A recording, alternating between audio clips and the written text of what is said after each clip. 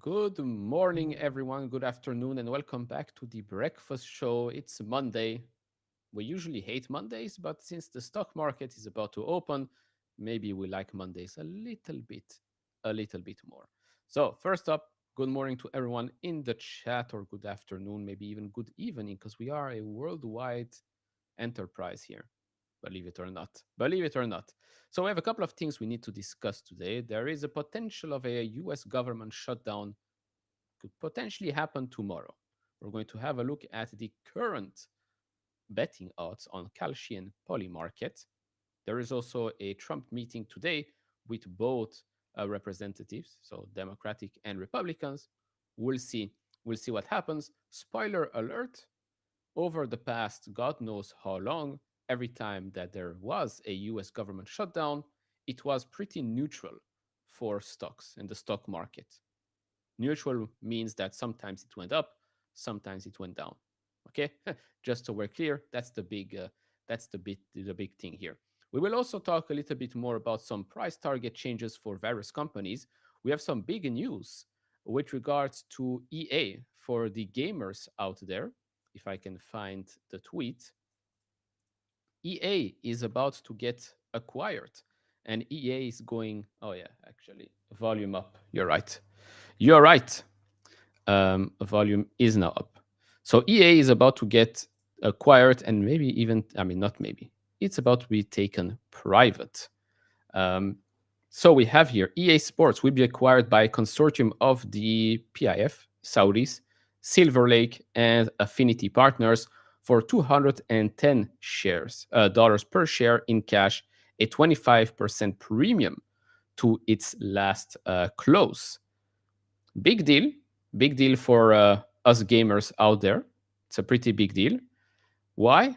Because maybe now EA might be making some actual good games. One can hope, right? One can hope. I don't know who ordered the EAFC 26 already, but I'm pretty sure that we are going to play the exact same game as last year and the year before that and the year before that and the year before that. I think the last good game was 2017 when Marco Reus was on the front of the game. But yeah, it's a pretty big one, right? It's EA. It's a pretty big name in the gaming industry.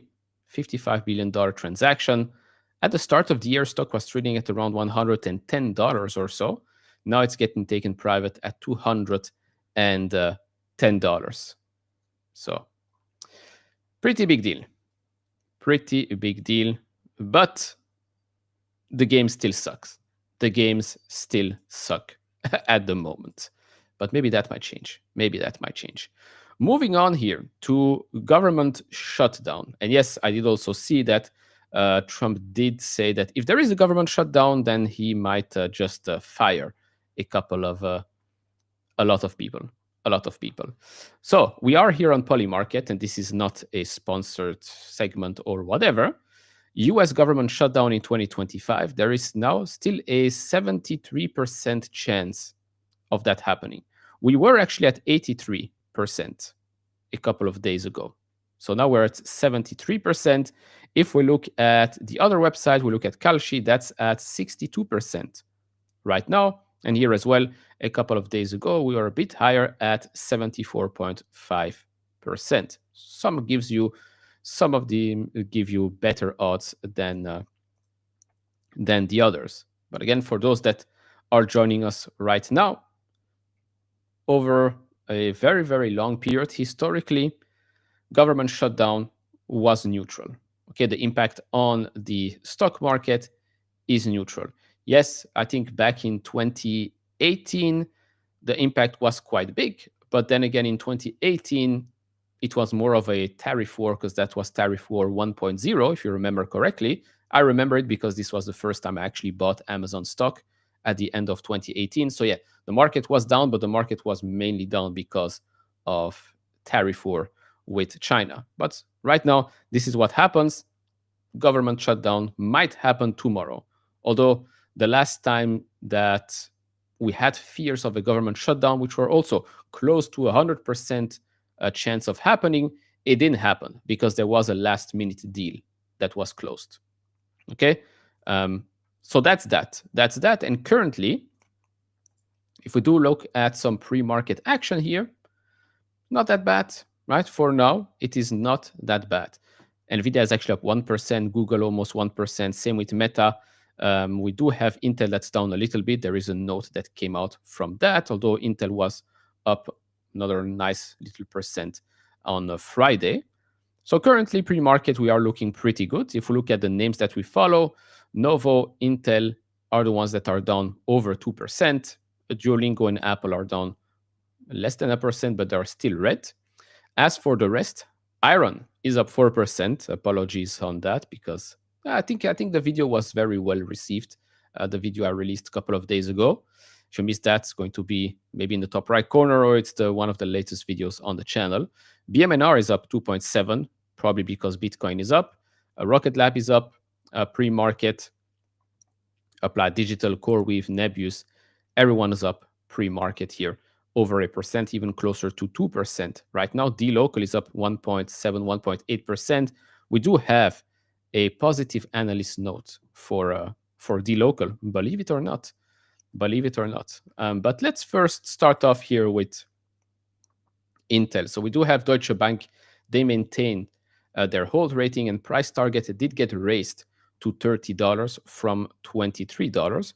But the analysts does cite that event catalyst and valuation stretch, which I can agree, right? We've gone up quite significantly over the last couple of weeks, thankfully, because that helped me raise quite a lot of money, money for the cash position. Then, for those that are interested in Joby, so Joby, Rakta, Joby, and Sky Sports to launch air taxis in Ras Al something. I thought this was Ras Al Ghul, but no, it is not. So here another announcement about air taxis being launched maybe in 2027. Archer, the other sky taxi company. Ding, ding, ding. No, there's no ding, ding, ding just yet. But do remind me in half an hour in case I do forget. Archer, Cantor Fitzgerald reiterates overweight rating with a price target at $13. They highlighted the 7,000 feet milestone flight for Midnight eVTOL aircraft. That's a 40% upside versus the price target. The current price sits at $9.28. BMNR is Ethereum. But yeah, I know I said Bitcoin, but Bitcoin went up, Ethereum went up as well. Yeah. So crypto went up. So they go up as well. Rocket Lab, same firm, overweight rating, price target $54. They highlighted here the Escapade spacecraft being delivered to the Kennedy Space Center for launch prep. No multiples or anything were added here in that note for now. Let's see. Tesla has a new price target at benchmark buy rating, price target $475. We do get, I think, the Q3 deliveries later this week. I think the first or the second of the month, if I remember correctly. It's going to be a pretty good quarter, of course, because everybody's rushing to buy before the $7,500 credit goes away. And here we are, the local. Susquehanna reiterates positive rating, price target $18. That's 24% upside from the price we're at right now. So what do they say? TPV trend robust across merchants and regions, strengthening Brazil and Latin America resilience despite macro in Mexico and Egypt, new services adoption, installment, newer markets like Bolivia and South Africa, global merchants contributing to demand, and guidance resilient despite localized volatility. One of the risks here is Argentina hyperinflation accounting may create IFRS distortions viewed as non-fundamental. I do still believe that the Argentinian economy is a tailwind for the company, not just them, all of the other Latin American players. So that's a good thing here for the local. We don't really get that many the local notes for now. We do have also one for Google. So Citizen GMP reiterates market outperform, price target $290. So that's 17.6% higher than the price we're at right now. AI mode rolls out in Spanish globally. Spanish is a very, very popular language globally. Continued expansion across regions and languages are underway, and the analysts see upside in query growth from greater engagement. Here as well, we don't really get that much information on what multiples they're putting on a couple of pricing metrics here. Alibaba, I do need someone to help me out here. They do say that their price target is raised on cloud outlook. Okay, understandable. The upside, by the way, is 34% or so. And QC synergies in e-commerce.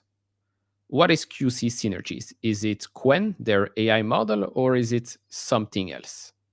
Maybe actually they tell us something here, but every time they mention QC, unfortunately, I did not see what that meant. But here again, some commentary on Alibaba, some good positive commentary on Alibaba as well from Jeffries. And I do believe that they either today after hours or tomorrow, I think today after hours, they do report their quarterly figures. We do also have another company actually that did report or is about to report right now. Forgot the name, so let me pull it up really quick. Yeah, I mean, last week I did Carnival Cruises did report this morning. Last week I did score a goal against Chelsea, so this week I have to miss a penalty. It is what it is. It is what it is. I cannot perform well every single week, Cannot perform well every single week. Do we have anything else for us this morning before I go into BMNR? Because we do have a BMNR update as well. Cipher Mining gets a buy rating, or actually reiterates buy rating at Rosenblatt. Price target raised to $14. That's 22% higher than when they released the note right now. They call the HPC deal with Google and Fluidstack a transformational catalyst. That's for Cipher. Bitmine announced ETH holding exceeding 2.65 million tokens and total crypto and cash holdings of $11.6 billion. And so with that, let me actually pull this up. So we do have here them probably buying the dip a little bit in ETH yesterday or the last couple of days. Bitmine now owns greater than 2% of the ETH token supply as it moves towards the alchemy of 5%. Bitmine leads crypto treasury peers by both the velocity of raising crypto NAV per share and by the high trading liquidity of BMNR stock. So they do now have 2.65 million ETH at $4,141 per ETH, according to Bloomberg, 192 Bitcoin, $157 million stake in 8Co, the Orbs, Dan Ives chairman type of thing. They're still the number one, of course, Ethereum treasury, number two global treasury behind MicroStrategy. And so all of the rest here is the same. It's the same as we got into their last report. So nothing really has changed here other than the amount of ETH that they have acquired over the last couple of days, probably last week or so. Let's see. We have some Oklo news, but it's not that interesting. Maybe he has something for us. We do have 100% tariffs on foreign-made movies. I don't I don't know how that makes sense, but if you are planning on making a movie outside the United States, well, 100% tariff on you. Piracy is back on the rise, right? I'm pretty sure people in the chat know that paying for 10 different streaming services is quite a pain in the butt. Quite a pain in the butt. But yeah, piracy is making a comeback. According to sources, I'm not saying that I am the captain of the Black Pearl, but according to sources, this is what I've been hearing. We do have, actually, just fresh out of the oven here, Iron. Compass Point reiterates buy rating price target hike to $50 from $23. The analyst did highlight the AI cloud expansion. Now, for those that did not see my video on Iron, it's the one with the 50x on the thumbnail. I will change it to just show Iron in a bit, so it's easier to find the video. But one thing that a lot of people are missing here when looking at Iron and talking about Iron is that, yes, energy is extremely important. The fact that they own it, etc., is extremely important. But how will they make money? They will make money when they get the GPUs. Now, of course, when you talk about co-location, when you have that deal, okay, then the one that you're having a deal with, they might be the ones with the GPUs, and you have to provide all of the rest. But since Iron does want to go up the ladder in the AI cloud value chain, they will have to buy all of the GPUs. Right now, we're at over 23,000 GPUs. That's not enough, right? They're talking about 60,000 GPUs at one location, potentially over 600,000 GPUs at the Sweetwater hub, which is Sweetwater 1 and 2, over 600,000. But to reach, we've done that calculation, to reach that. Actually, let me maybe pull it up. It's way easier to understand when I show you exactly. To reach a certain amount of money generated with close to 3 gigawatts, or actually it's going to be a bit lower than that, you will need, or Iron will need, to buy an insane amount of GPUs over the next couple of years. Let me actually try and find it. Here it is. So we did a calculation. The calculations are based on, of course, the $500 million ARR that we've received. Again, it's more like an illustrative than an annual revenue run rate. But fine, it's $500 million ARR on that 23,000 GPU. So we do the calculations here. Revenue per megawatts, how many GPUs per year, how many dollars per GPU per year, etc., etc. And so when we go back and we make our assumptions here, okay? When we make our assumptions here, as you can see, you will need to reach $30.4 billion in ARR, that is. So probably the exit rate of a potential 2027 at these prices, right? At these prices per GPU that were calculated based on these inputs right here, they will need 1.4 million GPUs. Now, okay, that's a huge number, but when you look at all the other big players, million GPU clusters is not out of the question. Actually, it's going to become the norm if you are a hyperscaler, of course. But right now, for Iron, going from 23,000 to 1.4 million, there is a long, long way to go. Long, long way to go. And of course, we're now talking here about GB300s, B200s.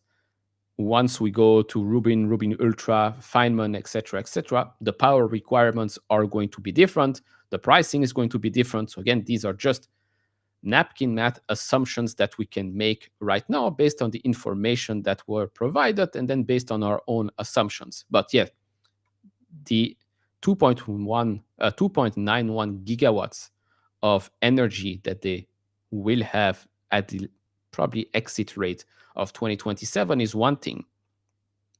But to generate an insane amount of revenue from it, you of course need the GPUs. No, of course, at some point, maybe they will say, look, maybe co-location deal makes sense because that way we can just increase our GPU fleet way, way faster. Okay, that's definitely a scenario that that can happen. But for now, it seems like they want to do it. They want to do it alone, which again is something that they've told us in the last earnings call as well. They've been looking at co-location deal, but as long as the return on investment does not make that much sense for them, they will continue to do what they've been doing right now, and that's just focus on AI cloud. And then we'll see. And then we'll see what happens. Then we'll see what happens. Why would Iron be more profitable than Nebius? If I understand, they have data centers and power, but they don't have optimized. Again, I know the discussion has always been, oh, Iron is bare metal. Nebius has a software layer on top of the hardware layer, just like an NVIDIA, for example. There are two different ways to be successful. Okay, Nebius is going one way. Iron is going the other way. Iron also owns the land. Iron has the energy, which is something that a lot of players do not have. Also, co-location deals are usually lower margins, right? Usually lower margins. When you want to have high margins, you have to do what AWS, Azure, Google Cloud does, which is vertically integrated. They do everything, which is what Iron wants to do right now. That's why they keep saying the same thing.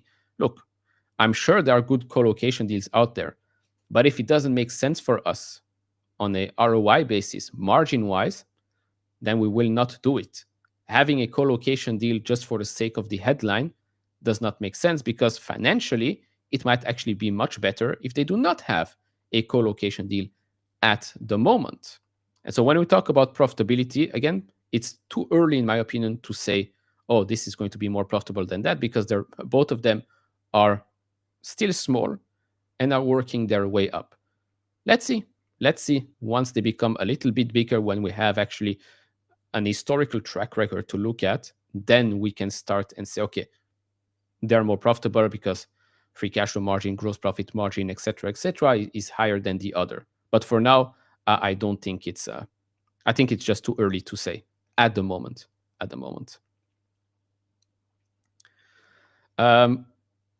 Crystal Palace. I mean, wow.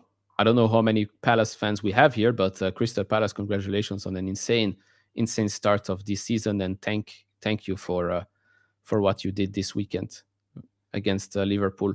We really appreciate it.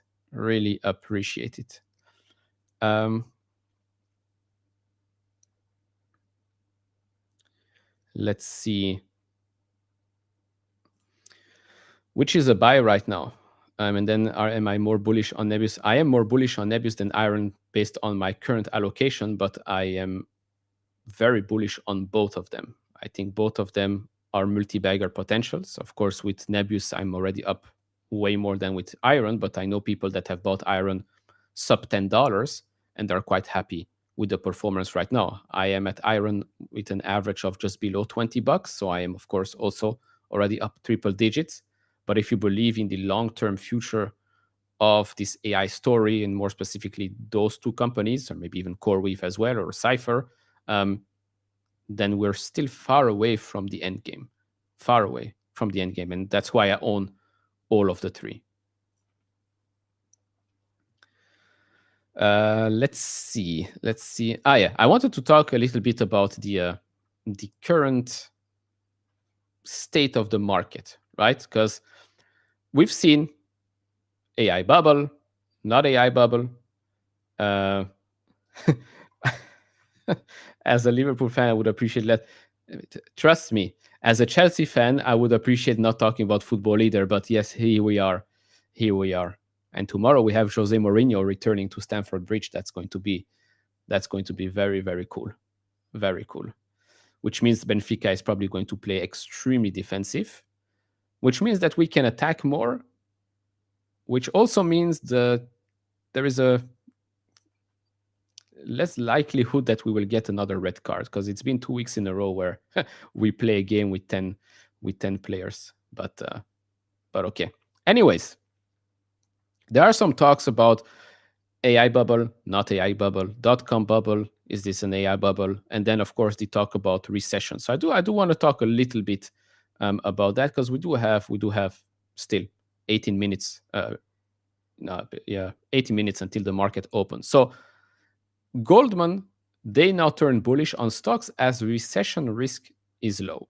Global equities are likely to extend their rally into the year end, given a resilient US economy, supportive valuation, and a dovish pivot from the Fed, according to Goldman Sachs strategists. And this is something, again, that I've talked a little bit about during yesterday's portfolio update. More specifically, when I showed you this. We've had this BS chart pop up with something that you can't really compare, right? Because on one side you have one type of metric, and then this didn't make much sense. Also, NASDAQ now versus then. This is supposed to be now, but the NASDAQ is not at 6,000. It's at 22,400. So anyways, this was pure BS. It was meant for clicks and whatnot. Then we've seen this, right? The median next 12 months PE, 41 times back in the .com bubble. Today, we're at 31 times. And I think we can all agree that the list of companies that you're seeing today are much better than the list of companies that you're seeing back in 99, especially fundamentally, right? These are trillion-dollar companies that are extremely profitable, extremely profitable. Here you have companies, yes, that back then were also quite big, but most of them have just started to become what they are today. The money wasn't there. Well, the money was there until it wasn't anymore. The users weren't there. The tech was barely there. So again, a big X here, still not an X right now.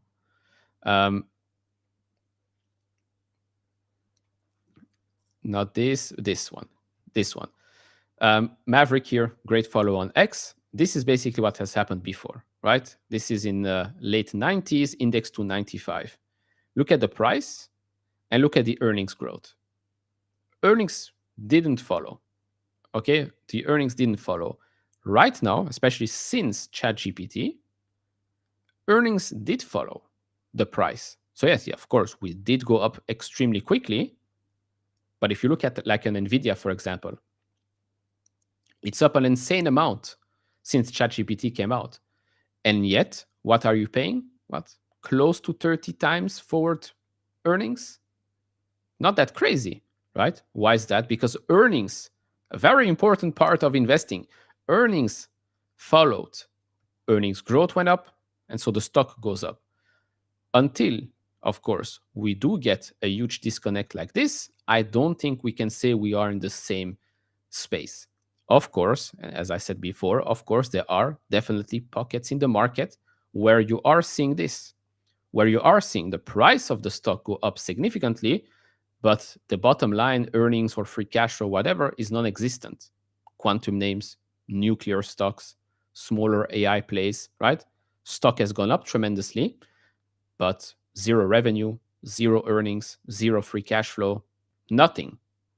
Yes, so these stocks, of course, bubble territory, they will pop and they will probably come down 70%, if not more. But right now, when you look at the market, I don't think it's fair to say that we are anywhere near the dot-com bubble. Then we did had, of course, some commentary from Ken Griffin, for example. He said the following thing. If I can find it, I could just do Control F, but this is fun. Okay, I actually highlighted it. So we have here Citadel Ken Griffin say that when it comes to AI, there were obviously echoes of the dot-com bubble in this moment.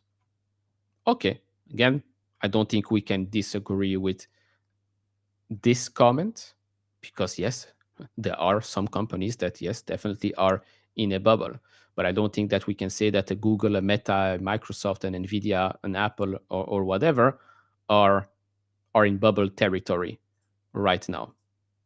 I think that's my opinion. I think it's fair to say that that's correct at the moment. At the moment, once we do get the disconnect, once we do get suddenly a period where, yeah, okay, maybe all of these investments, they don't make much sense. Yeah, then not. Moving on, or staying at the same topic here, basically, UBS says there is a 93% chance of a recession in the US this year. So you get one positive commentary, you have the negative commentary as well. Okay, I'm showing you both sides here. So a note from from UBS arguing, the US has a 93% chance in recession this year. I guess that means 93% chance the US is already in a recession, because to be in a recession, you need 2 consecutive quarters of negative GDP growth, which for now is not happening based on the numbers that we are seeing. Of course, GDP growth numbers are getting revised, I believe, 2 or 3 times or something like that. UBS forecasts are based on its assessment of several indicators like personal income, consumption, industrial production, and employment. UBS says the economy has reached historically worrying levels. They say the US economy is soggy, soft, weak, yes, but not collapsing. Okay.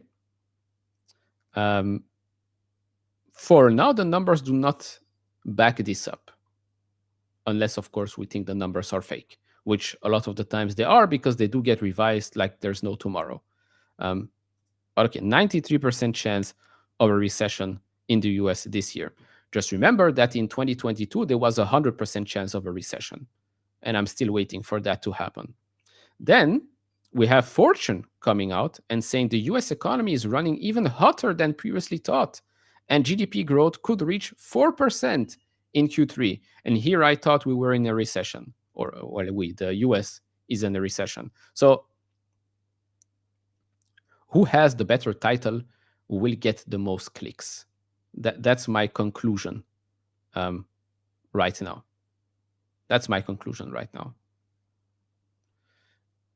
Because quite conflicting reports at the moment. Quite conflicting reports. But hey, I guess we will find out eventually, right? I guess we will find out eventually. Nvidia can be in a bubble reminds me of the optic fiber bubble. Not really, because how profitable were the companies then? Probably not as profitable as Nvidia, right? Plus, remember, optic fiber bubble, lots of capex, lots of build outs. Nvidia is not the one with the huge capex number. It's all of the others. Nvidia just sells to whoever needs their GPUs.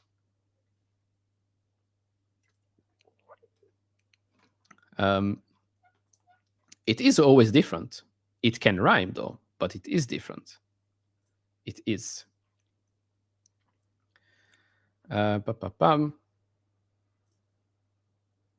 Yeah, no, of course. This is also something that Tom Lee said, and apparently a couple of others as well talked about the maybe we are in the 97, 98 type of period right now, which means that we can still go even higher, but for the next couple of years. But again, I will say that it is completely different today than back then. Just looking at the top 10 companies today in the United States, you cannot compare them to, for example, the big example is Cisco, right? You cannot compare Nvidia today to a Cisco 25, 26, 27 years ago. It is night and day, night and day. Forget about the stock price. Just look at how much revenue Nvidia generates, free cash flow, profits, the margins. It's insane. It is insane. Also, today, to scale up a small business is much easier than back then, right? Today, all of these Hugging Face, Midjourney, ChatGPT, DeepSeek, whatever, to go from 0 to 1, today happens like this, literally. 25, 27 years ago, to reach scale is it's going to take you years. It's going to take you an insane amount of physical space. Yeah. Today, that's just way easier. You can go viral for 24 or 48 hours, and suddenly you have reached 1 million users. That's how fast things can go today. You can go from $0 to $100 million in ARR extremely quickly these days. It's not something that you could have done 27 years ago, right? Or 25 years ago, or something like that. So yes, this time it is different, but as I say, and as I think many of us know, there are definitely some companies that are extremely overvalued and that will pop. For sure, for sure. But yeah, it is, of course, it's easier to say, oh, it happened back then, so it's going to happen right now, because it just is. It is easier to say. You don't have to think too much, and it's a very low IQ take. Let's be honest here. I'll put the sports analogy out there. It's easier to blame the coach than to blame sporting decisions from the recruitment office, maybe to blame a couple of players as well, maybe blame, the referee, but whatever. But yeah, it's always easier to blame one single thing than to think about, all the different aspects and all the things that went wrong before are not going wrong today. But yeah, in the meantime, again, focus on the companies that you own.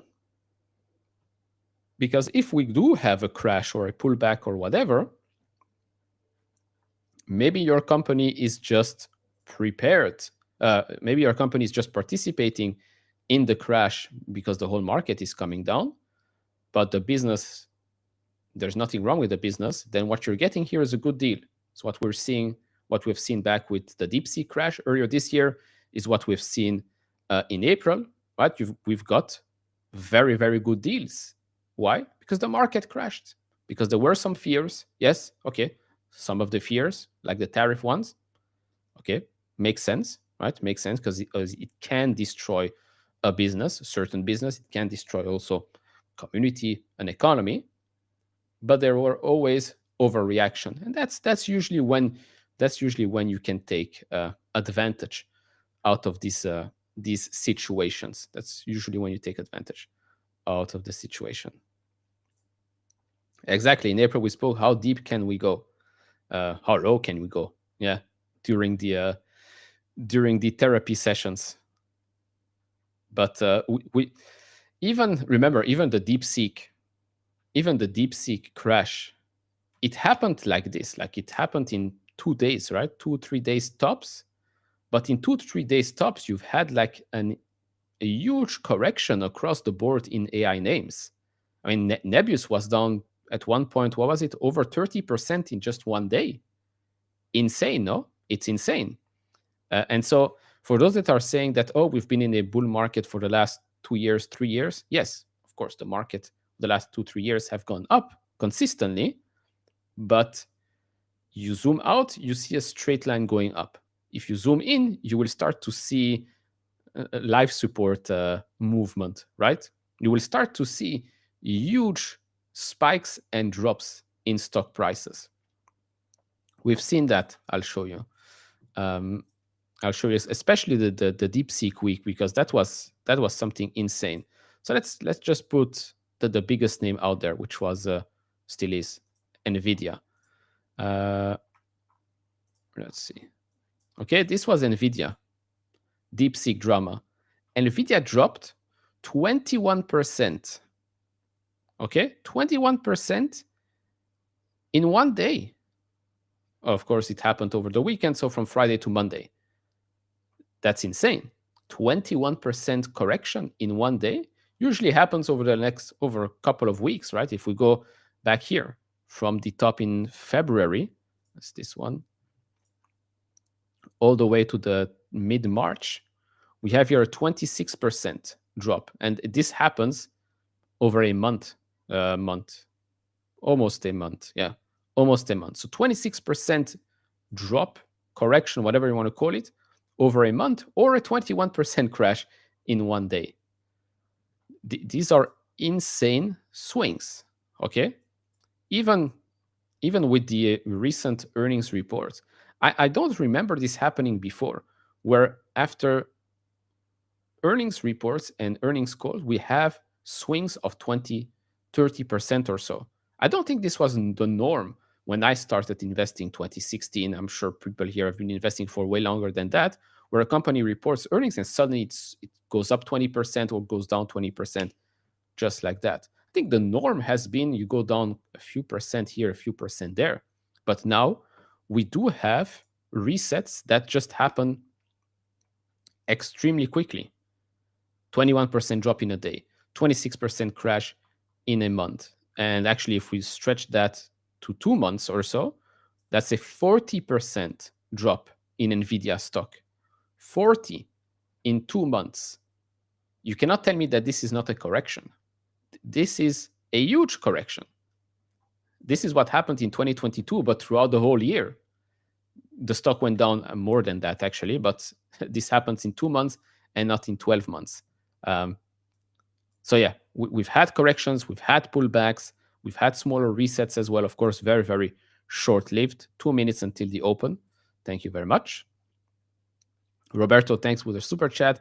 Is it too degen to buy some VIX call options? Feels like it's low, and with Trump in office, I mean, I've talked a little bit, right, about the VIX. Let's do this one. It's been very low for a while. Right? It's been very low for a while. We have a small spike here at the start of the month. So it is a hedge. If suddenly there is volatility and things go down, yeah, could it go back into the 20s? It could definitely, if we do get like scary headlines or whatnot. Because remember, we're still talking about, we still haven't reached the China trade deals, right? It's still extended for now. So it can happen. Maybe a hedge going into 2026 is just short quantum, right? All of these names that are in the tens of billions of dollars that generate nothing. Maybe that might be the play as a hedge next year. Because if the market does pull back, I think these names go down a hell of a lot faster than a Google or whatever. A hell of a lot faster. 20 seconds. So let me pull this up. This was Friday, so don't focus on the heat map or even this right here. This was Friday. We'll go live in about 10 seconds or so, and then we can ding ding ding the open for the week, and we'll see what happens. And voila, ding ding ding ding ding, bing bong bing bong bong. We are open, ladies and gentlemen. Monday, what is it? Monday, September 29th, almost October. Crazy. So almost the end of the year. It's almost the end of 2025. It's insane. So ding ding ding ding ding, bing bong bong. We are open right now. The heat map will update in a couple of seconds. The watch list updates instantly. Iron is up 4.3%, 4% now. Then we have BMNR, Nebius, Rocket Lab, Micron, Hood, Reddit, AST. Oscar is up 2%. Are we surprised? No. Jose is not here. Oscar is green. It's just like clockwork. I'm telling you, who needs technical analysis? Who needs fundamental investing when it is so simple? Jose is not here. Oscar is green. That's it. Anyways, SoFi up 1.4, Nvidia almost 2%, Palantir 1.7, the local only 1%, even after a positive note, finally. Zeta 0.4, actually, let's refresh this. We have new holdings at 1.5. PayPal is up 1%. I'd be very surprised if it actually holds, but you never know. You never know. HIMS is up 1.6, Uber 1%, closing in on again $100. CoreWeave up 1.2, Meta 0.6, Marvell, Google, AMD 0.3 to 1% or so. Who's red today? Still Intel 3.8, Duolingo 3% almost, and Novo Nordisk at 2.3%. So this is the heat map right now. It has been refreshed. It has been refreshed right now. Amit, thank you for joining the channel. Really appreciate it. A lazy boy investor. John spammed the whole of Reddit to let institutions know about Nebius, I assume. Yeah, about Nebius. Yeah,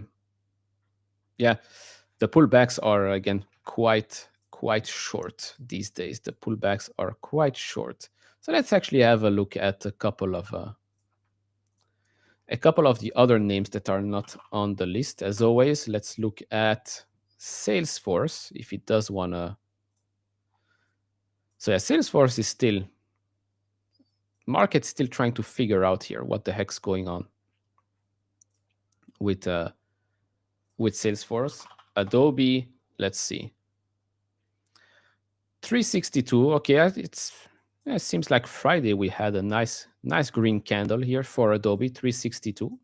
Okay, maybe some momentum here for that stock. What about Figma? Still the same. Still in the doghouse. I assume Chime is the same thing. Yeah, crazy. Very interesting.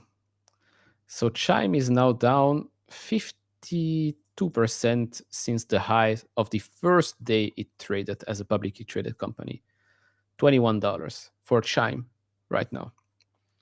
Let's see, Dave, probably up. Yeah, up 1.8%, 222.2. So twos across the board. Very nice. Sezzle is probably same thing. Yeah. Okay. So Sezzle here also good indication that it did rebound on that 200-day moving average. I decided to go with Shift 4 instead of Sezzle. Why? Purely because I know Shift 4 more better than Sezzle, so I went with that. Shift 4 is still at the $80 mark right now. It's still oversold. What about Rubrik? I also bought Rubrik. Rubrik is also here unmoved at the moment. Rubrik is unmoved at the moment. What else do we usually look at? What's Cypher doing?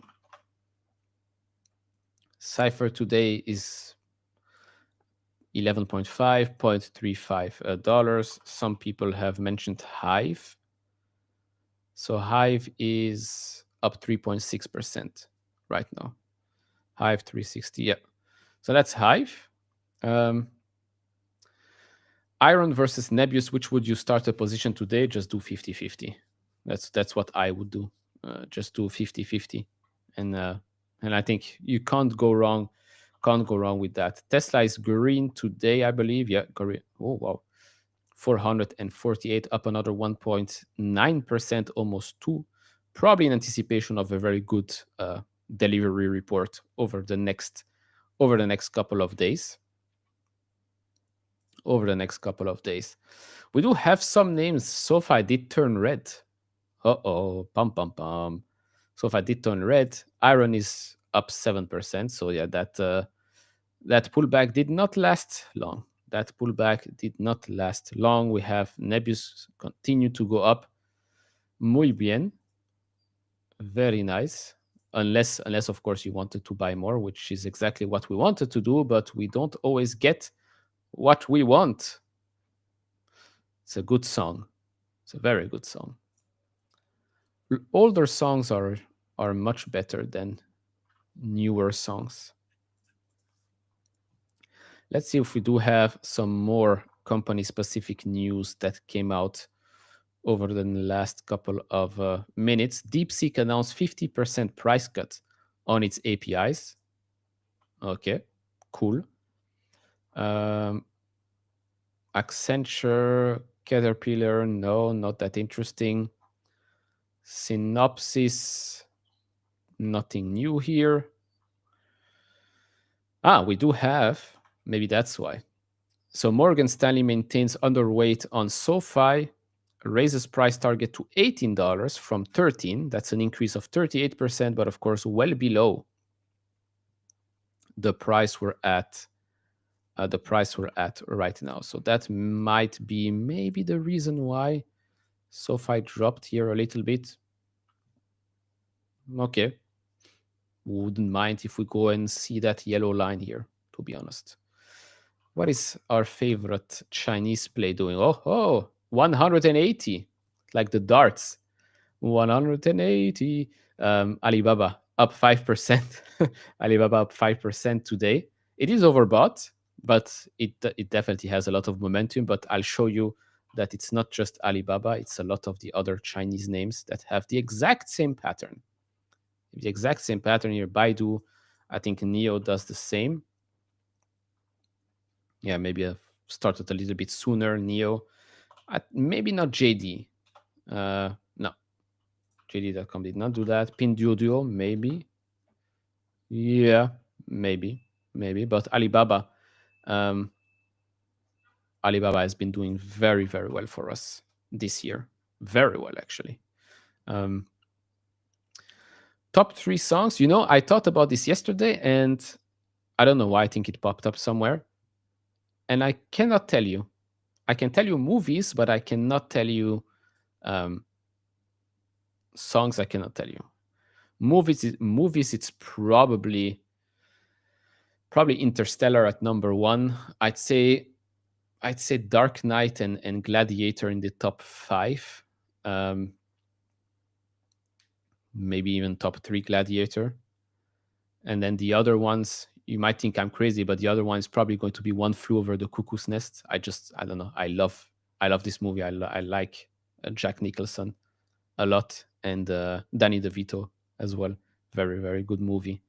Very good movie.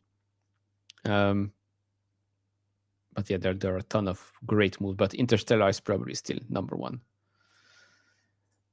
It's not that I don't like Accenture. I just saw a post talking about something about Accenture. It's not that I don't like it, just not of interest to me right now. But since you asked, let's actually have a look. Of course, a lot of these software names, just like with the Salesforce and ServiceNow and all of that, have been hit quite a lot more recently. They are also cutting a lot of jobs. And since the government, because of those cut spending and all of that, it does affect a company like Accenture, for example. Favorite genre of songs? Again, I don't. If you look at my Spotify playlist, it's all over the place. You have some new songs. You have a lot of 2010s, and then you will have 90s, 80s, 70s, and even 60s. So it's all on the playlist. It really depends on the day. When it rains, you want to listen to certain songs. When it's sunny, to others. When you're in the summer, it's one type. When you're in the winter, it's all maybe jazz and things like that. So it depends.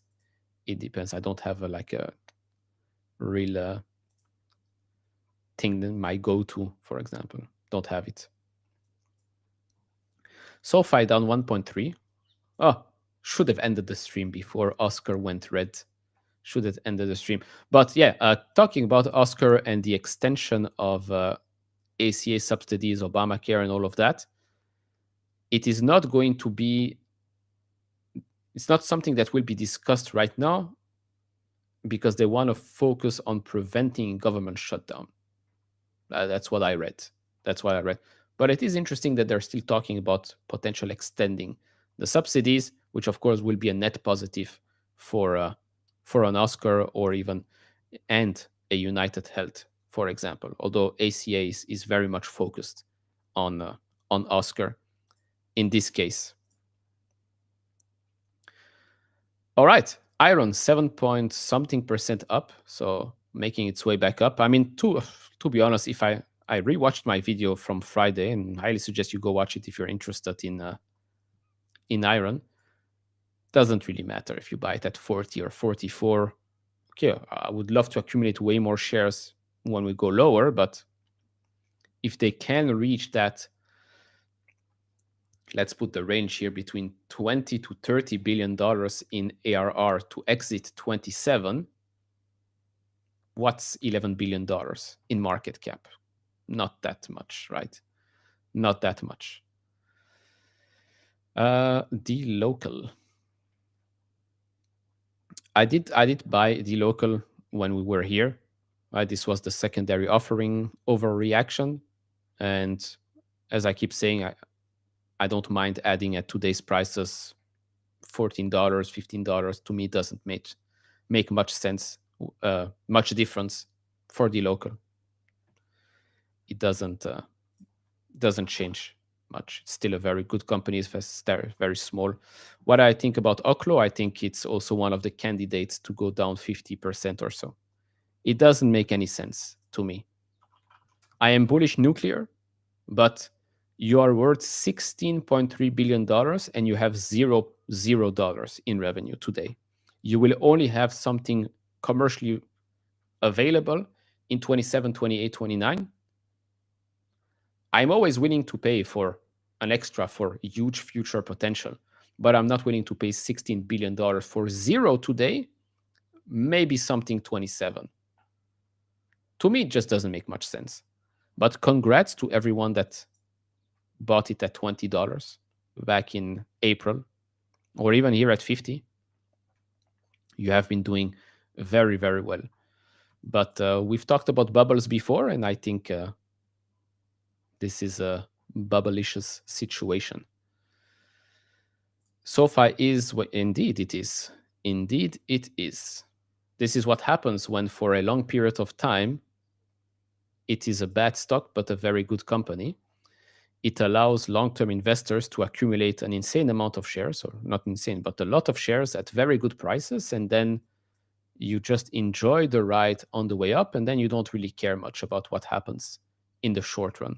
Can we have a pullback? Of course, I invite pullbacks. I invite pullbacks because you want to own as many shares as possible of good companies. Of course, at a good price. Of course, at a good price. And so I think that's about it, right? Unless we have something that came out. Let's have a look, shall we? Let's have a look. No, I don't think we have something crazy. Cannabis stocks have been going up like crazy. I don't know what's been happening there, but these things are up significantly apparently today or in the last couple of days. We do have some market data coming out later this week. We have also Resolve AI, a very popular name here apparently, that is reporting earnings Wednesday before the market opens, and Nike reports tomorrow before after the close. Deutsche Bank has said there is a bubble risk in the S&P 500. Cool. My goldfish that has been dead for the last 15 years said the same thing. Such helpful comments. I tell you, I hope these guys are paid well. But yeah, that's about it, I think, from the great news that doesn't really help us that much.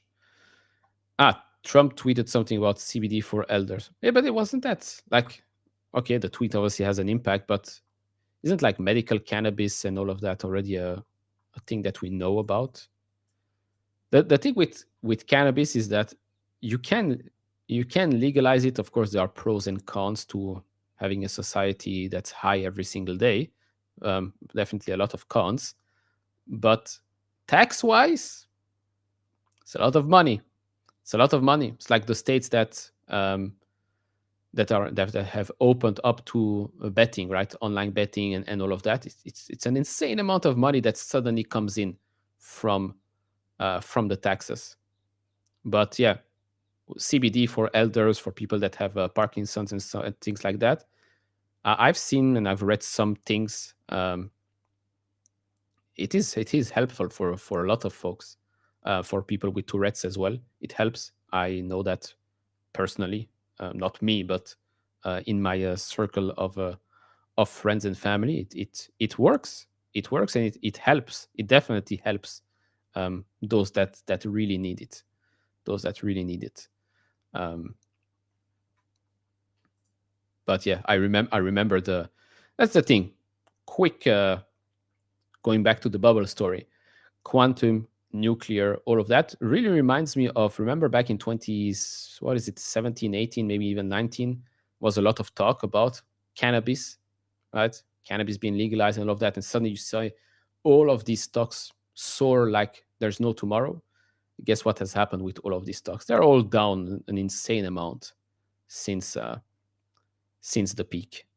They're all down an insane amount since the peak. Oh yeah, open door. Let's have a look at that.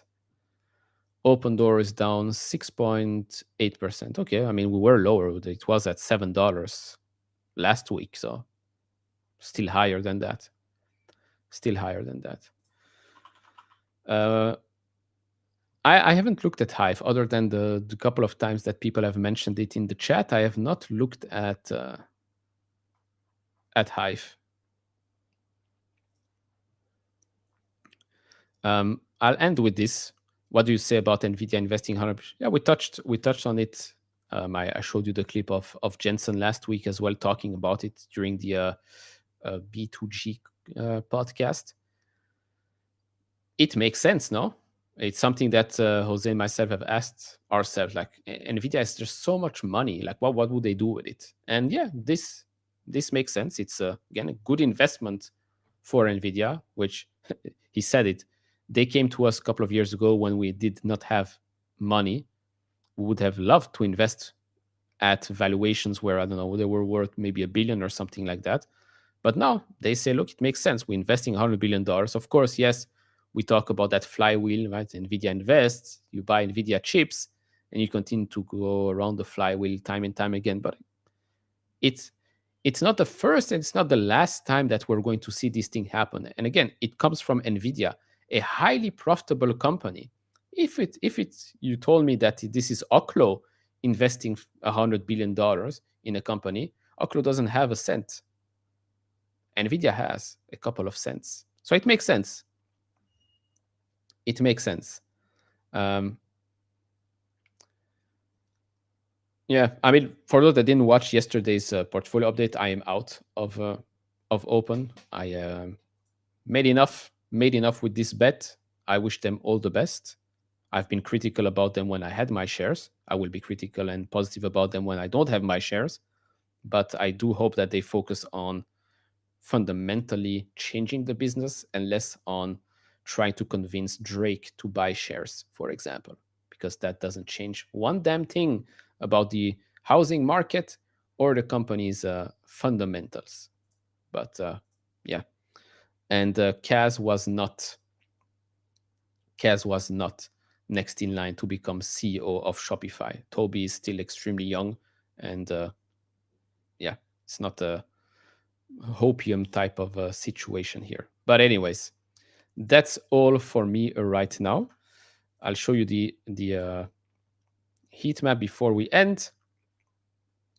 This is basically Nvidia is up 3%. That's pretty insane for the size of this company. AMD is up 2.2. 1.6 Google, 1.5 Palantir. Overall, still very good. We'll see what happens. Government shutdown, not a government shutdown. We'll have to wait and see. I think later today we might even get an answer. I shall be back with or maybe without Jose tomorrow. There will be now tomorrow. There's no earnings before the market open. That's interesting. There's just a Nike one, so maybe we'll do a quick overview or preview from what the market expects Nike to do. But yeah, all in all, pretty good. PayPal is up apparently. Apparently, PayPal is up. Yeah, it's up 1.8%. Very nice. And I'll end it by saying that Oscar is green. You're all very welcome. Anyways,